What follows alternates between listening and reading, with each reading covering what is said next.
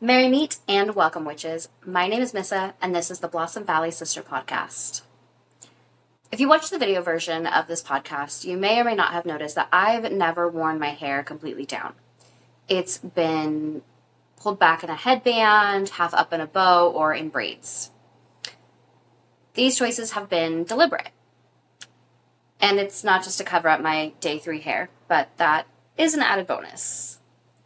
I choose to wear a head covering or some kind of hair binding when I record because this podcast is part of my spiritual practice, and I prefer to veil in my practice. Veiling is popular across many religions and spiritualities. In the Abrahamic traditions alone, you'll have the habit of the Christian nun, the Islamic hijab, and the Orthodox Jewish tikhel. I'm not sure I said that right. While these examples are often an act of modesty, I'm not a modest person. I only wear black, so if it's 80 degrees outside, I'm getting as naked as I can without going to jail. So why do I veil? For me, the act of putting on a veil, or a less obvious head covering or braid if I'm going out in public, marks the transition from mundane to magical. I don't worship at a church or a temple or a mosque. I don't wear ceremonial robes. Most of the time, I don't even have an altar set up, although I do plan on remedying that soon. The simple act of adding a veil or a bow or a braid can help put me in a more spiritual mindset and help me become Sister Missa. Another reason why a witch might veil, and certainly something that is important to me, is to protect their psychic or spiritual energy.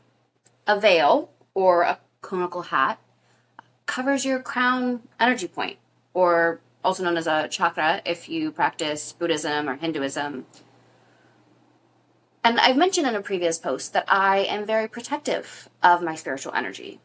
I will often wear a headband or a braid to work or other events as a form of spiritual protection.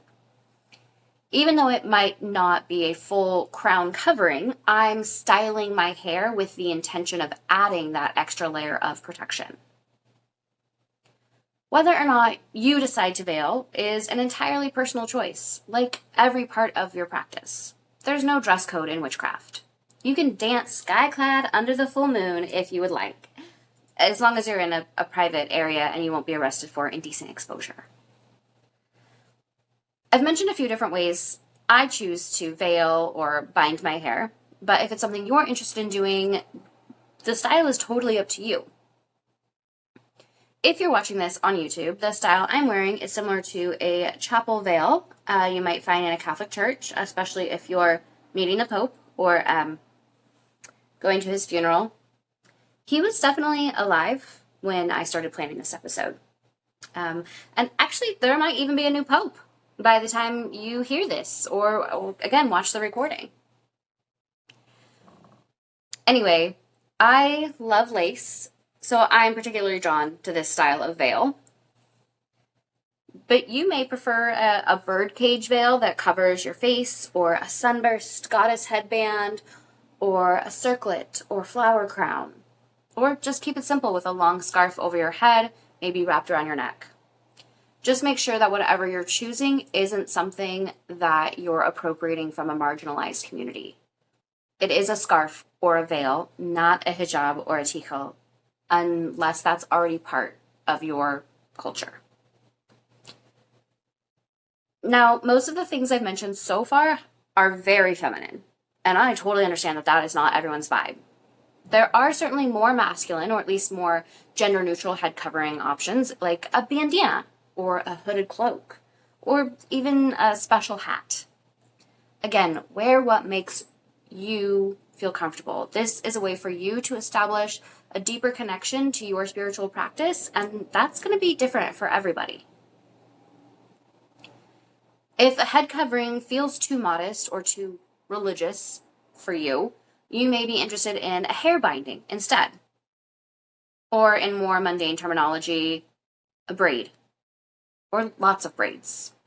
Note, this is not an invitation for white women to go out and do box braids or rows or twists. Unless you find a black woman willing to install the braids for you, in which case, give her all of your money. Just don't be surprised if you get dirty looks or called out in public. There are plenty of ways to braid your hair without appropriating Black, African, or Indigenous cultures. You can wear one simple braid, or make it a French or a Dutch braid, or get extra fancy with the milkmaid braid, like in Heidi. Or you can do like the 2-strand braid that starts at the temples and meets in the back, like you might see at a Renaissance fair. My preferred braid is the pigtail braids, like Wednesday Addams, obviously. But if I want to wear my hair down and I still feel called to do a bind, I'll just do a little braid on the underside of my hair. It's not super noticeable or attention grabbing, but it's there for me, like a little protective talisman. The process of braiding can be meditative or a magical ritual in itself. You might repeat a mantra while you braid and imbue the act with intention. After all, 3 is a very magical number in witchcraft. By strands of 3, I call good luck to me. Might be helpful before a job interview or a first date. You can substitute luck with health, abundance, or anything else you're wanting to call in or manifest. If you're crafting a more elaborate spell or ritual, you might consider ending with something like over and under this spell I weave.